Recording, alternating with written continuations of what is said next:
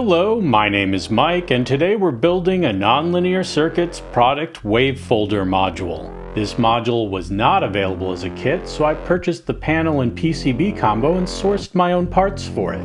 I have some leftover components from previous Nonlinear Circuits kits I've built, so I'll be using those as much as I can. As always, this video is not sponsored. I bought everything with my own money, and the background music to this video was made featuring the product module. In all, this build took just under 4 hours to complete. The panel and PCB cost about $38 US, the pots and knobs cost about $4 US, and then everything else cost about $22 plus $7.99 shipping.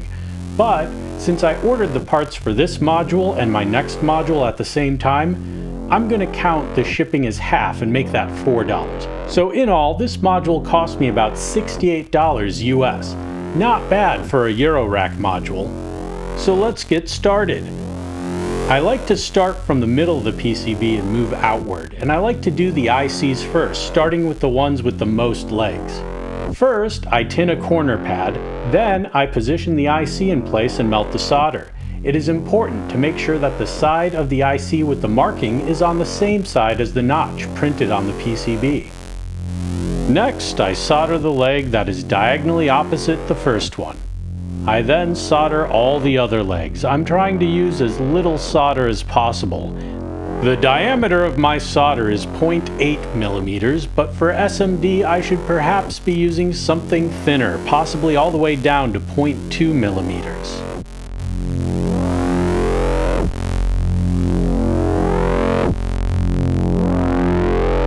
There are two capacitors between the two center ICs, so I'm going to solder those while I have easy access. First, I tin one pad for each capacitor. Then I place the capacitor and melt the solder.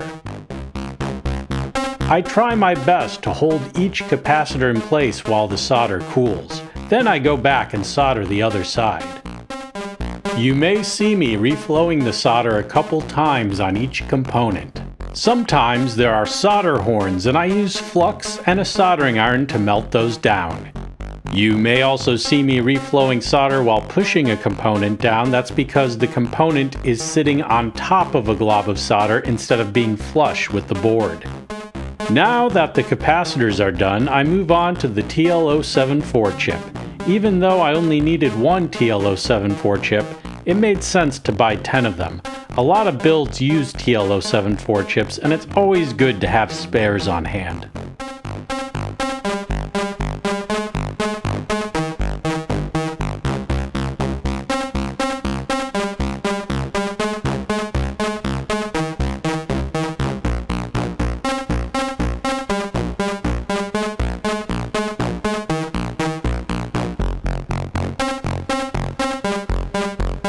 Next, we're doing the Zener diodes. It is important that the line on the diodes are oriented on the same side as the line with the arrow pointing to it printed on the PCB.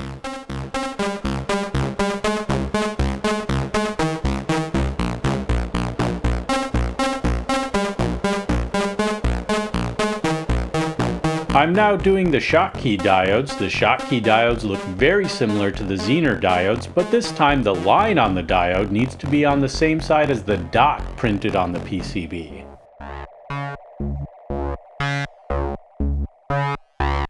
Now I'm doing the three-legged transistors.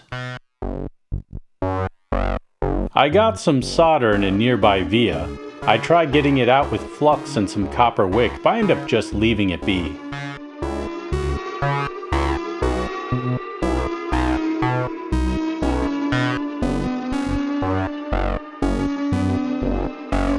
Now I'm doing the last of the ICs. There are 3 TL072s, but only 2 of them are labeled as 072 on the board. The third one is labeled U9, but by process of elimination I'm able to infer that it's meant for the third TL072. For the first time, I'm using leftover components from a previous kit for the 220K resistors.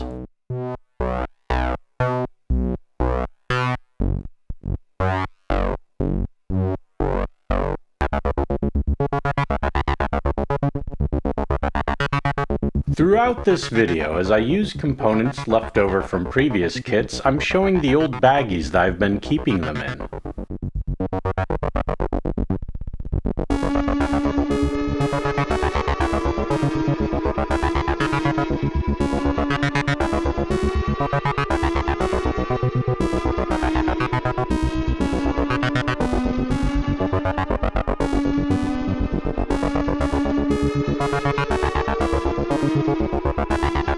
I'm now moving on to the new 1K resistors I just ordered because I didn't have enough leftover 1K resistors to complete this build.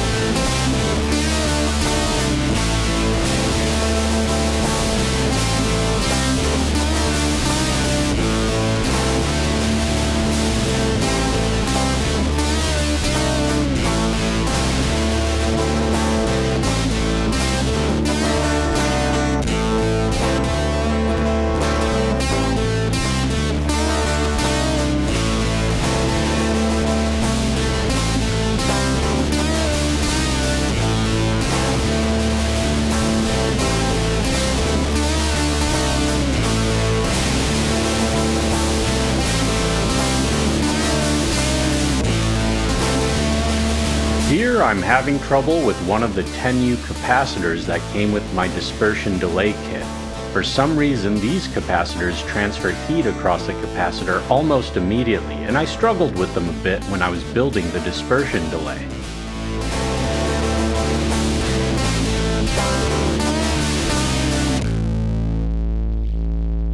I have one 2K2 resistor left over from a kit, and the rest will be new ones that I ordered. I ordered more than I needed because often it's cheaper to order 10 than the number that I need. Sometimes it makes sense to have extra in case I drop one and lose it too. Here I'm showing that sometimes the same capacitor values can be expressed different ways. Now I have 3 leftover 100K resistors to use up before I open up the new ones I just ordered.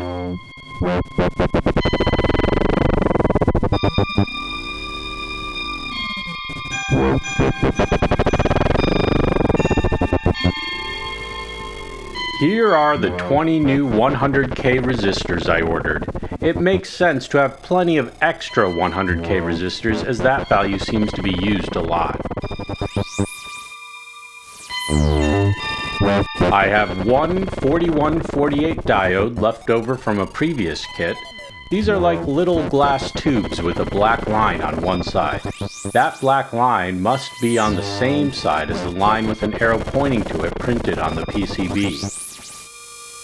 Here are my new 4148 diodes.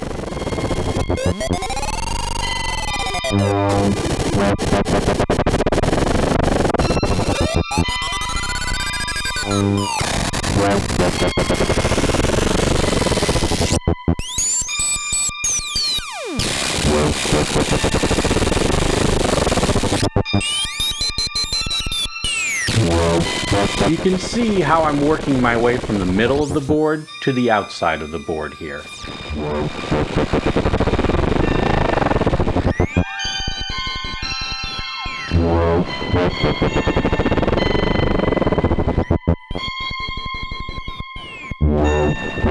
This 10K marking on the board has some kind of square next to it. I had to check the instructions on the Nonlinear Circuits website to see if there was something special about this, but I'm pretty sure it's just a random splotch or misprint.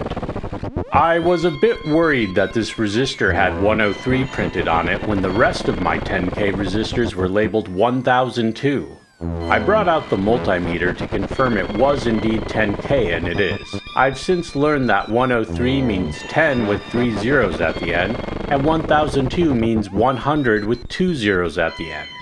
Both end up being 10K. It seems like a strange and confusing numbering system.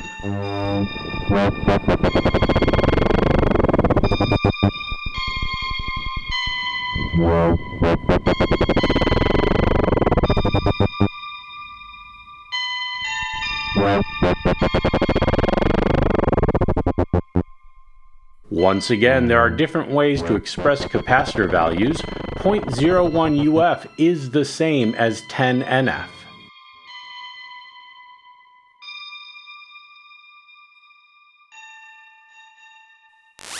Here I have a pack of 50 mini jacks I bought years ago when one of my kits accidentally didn't include them. I would say it's worthwhile to have a pack like this on hand just in case. I accidentally ordered 2 surface mount pin headers when only my next project uses one.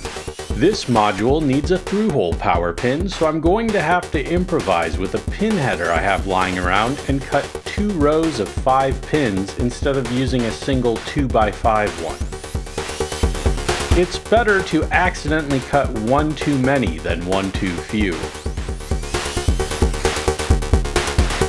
I'm plugging in a power cable to help hold these pins in place while I solder them.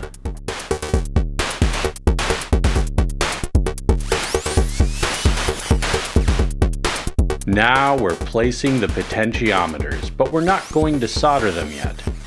We have to prep each potentiometer, first by removing the nuts and washers. Then we have to trim off this tiny little nub on each one.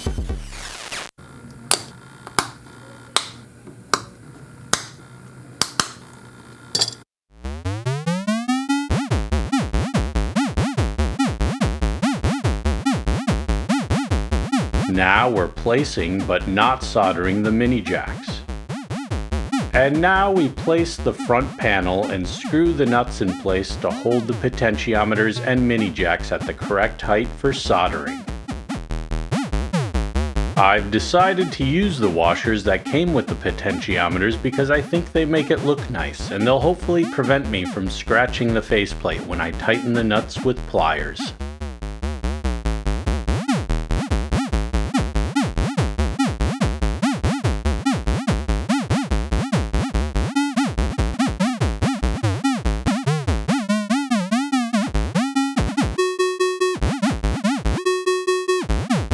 Now it's time for soldering. I'm only going to solder the 3 small pins for each potentiometer, but not the location lugs, just in case I did something wrong or ordered a wrong part or anything like that.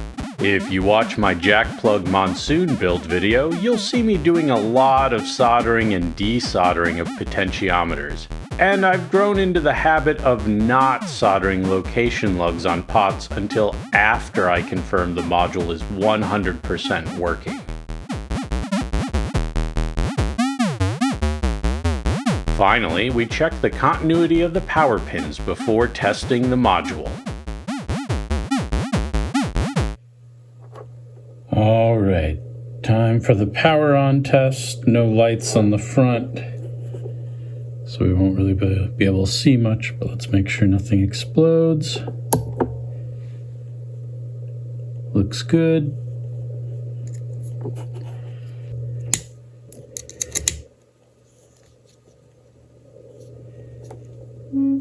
There we are. So, this is all the way down, no sound.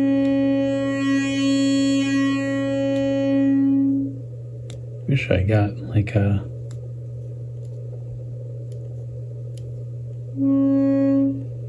Feels like I should have just a normal sine wave. Let's just CV. Interesting. So I'll have to do some research and see if that's behaving as it's supposed to. Okay, so when fold's at 0, instead of getting the clean sine wave, you just get nothing. As we turn this up,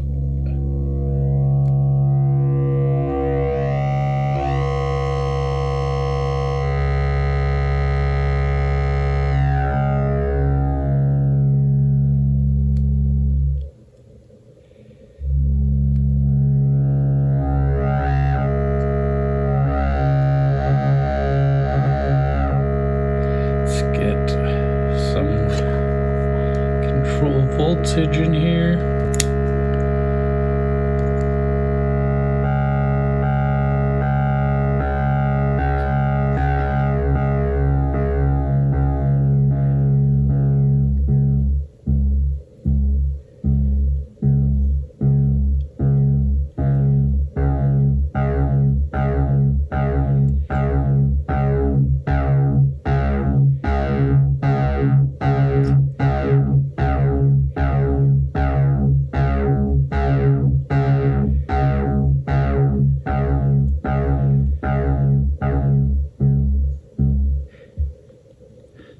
Check out the fuzz. Oh, it's interesting.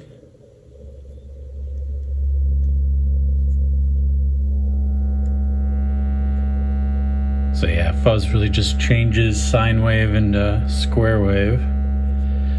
It seemed like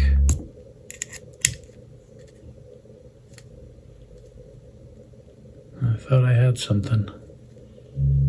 Oh yeah. Interesting. So if I turn up the VCA, nothing. If I do this,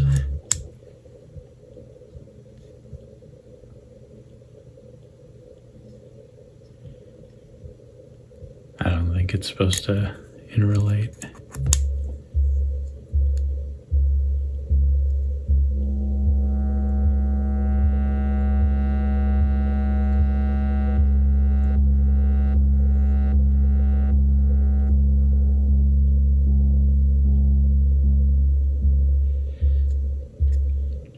And then we also have this pulse output, which is, oh, okay, so yeah, I do get, I don't know, if I do, so if I don't have anything in,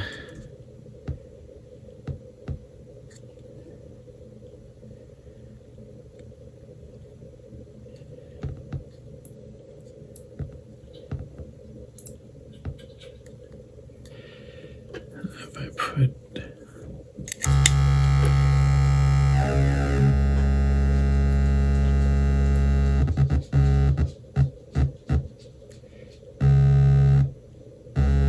it's like there's gaps. I'm just going clockwise.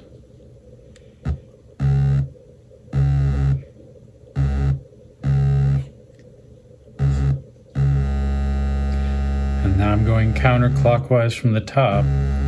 And it's like staggering. So that's interesting.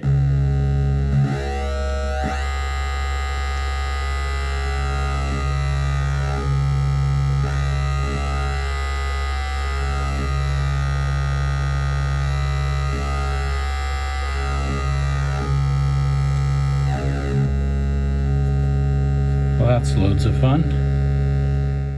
Now we're going to finish this up by soldering the location lugs and putting the knobs on. It looks like I have to manually put the screw in each knob. Looks like these screws require a Torx screwdriver.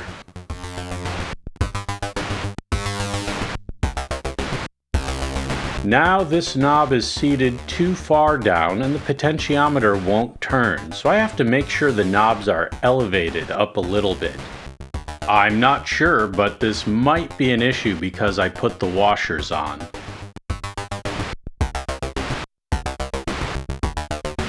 Every knob is individually wrapped, which seems a little strange.